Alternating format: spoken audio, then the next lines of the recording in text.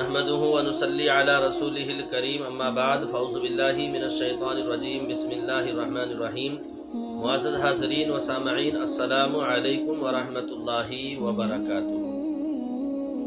امید کرتا ہوں آپ تمام حضرات خیریت سے ہوں گے۔ اللہ آپ لوگوں کو اسی طرح ہمیشہ خوش رکھے۔ میرے بزرگوں، آج کی ویڈیو یہ ذکر کے متعلق تیسرا حصہ ہونے جا رہا ہے، تیسرا پارٹ ہے۔ پہلی بات تو ہم یہ یاد رکھیں، یہ کوئی نہیں جانتا کہ کس کا آخری وقت کب اور کہاں آ جائے۔ اس سے پہلے تیاری کر لو۔ جو لوگ اللہ کا ذکر کرنے والے ہیں، اللہ کو یاد کرنے والے ہیں، وہ زندہ ہیں، اور جو خدا کی یاد سے غافل ہیں انہیں مردہ کہا گیا ہے۔ جو لوگ اللہ کو یاد کرتے ہیں، اللہ کا ذکر کرتے ہیں، ایسے لوگوں کو زندہ کہا گیا ہے، اور جو لوگ اللہ سے غافل ہیں ایسے لوگوں کو مردہ کہا گیا ہے۔ اور ایک جگہ باری تعالیٰ نے قرآن حکیم میں آگاہ بھی کیا ہے، وَلَا تَكُونُوا كَالَّذِينَ نَسُوا اللَّهَ فَأَنسَاهُمْ أَنفُسَهُمْ۔ تم ان لوگوں کی طرح مت ہو جانا جنہوں نے اللہ کو بھلا دیا۔ اس جرم کی پاداش میں اللہ نے انہیں ان کی جانوں سے بے پرواہ بنا دیا۔ اب چاہے وہ برباد ہوں یا ان کی آخرت تباہ ہو، وہ جانے اللہ کو ان سے پیار ہوتا جو اللہ کو ان سے پیار ہوتا ہے جو اللہ کا ذکر کرتے ہیں اور ہر حال میں اللہ کو یاد کرتے ہیں۔ میرے پیاروں، ایک بات یاد رکھنا، اصل زندگی تو وہی زندگی ہے جو اللہ کی یاد میں گزر جائے۔ اصل زندگی وہی زندگی ہے جو اللہ کی یاد میں گزر جائے۔ دن وہی دن ہے، سب وہی سب ہے جو تیری یاد میں گزر جائے۔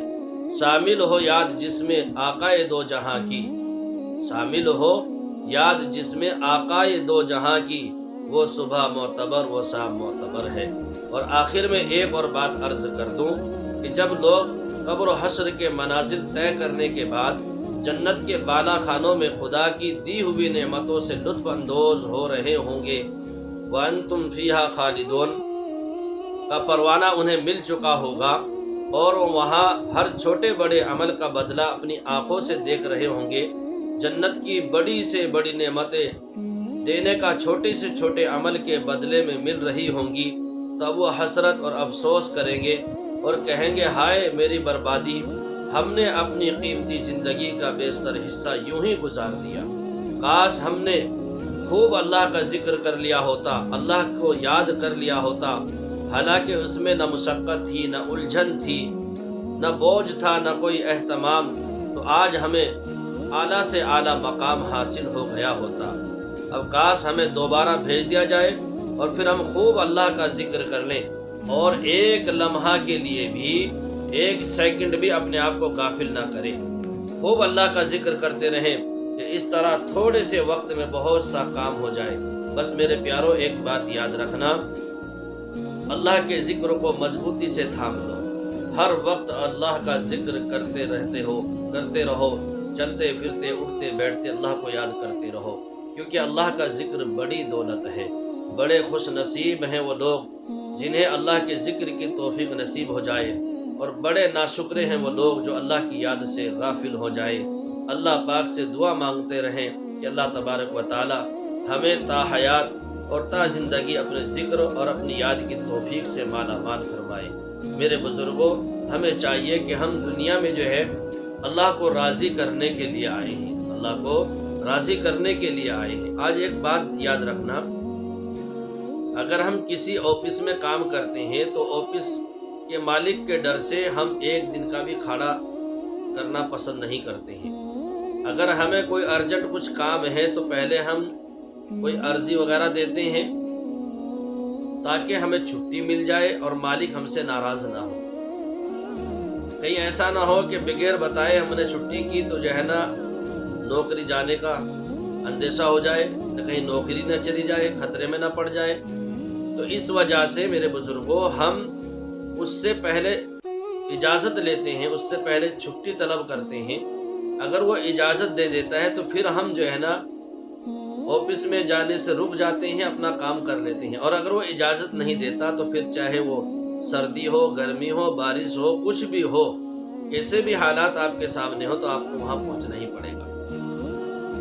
اب इसी तरीके से मेरे बुजुर्गों सोचने का मकाम है कि अल्लाह रब्बुल इज़्ज़त ने हमें सब कुछ दिया है, और सब कुछ देने के बाद मेरे बुजुर्गों हम उसके सामने कितनी दफ़ा झुकते हैं दिन में, हम उसके सामने कितना जाना पसंद करते हैं, हम उससे कितना डरते हैं।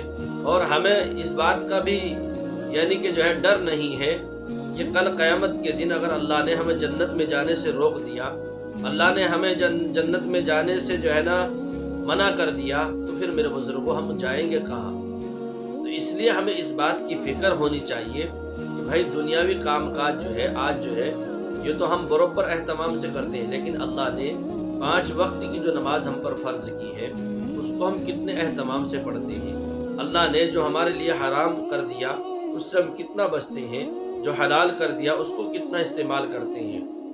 हमारे काम धंधे करने का कौन सा तरीक़ा होना चाहिए, क्या वाकई ही हम शरई एतबार से सुन्नत के मुताबिक कारोबार करते हैं, सुन्नत के मुताबिक लेन देन करते हैं, सुन्नत के मुताबिक एक दूसरे से मिलते जुलते हैं।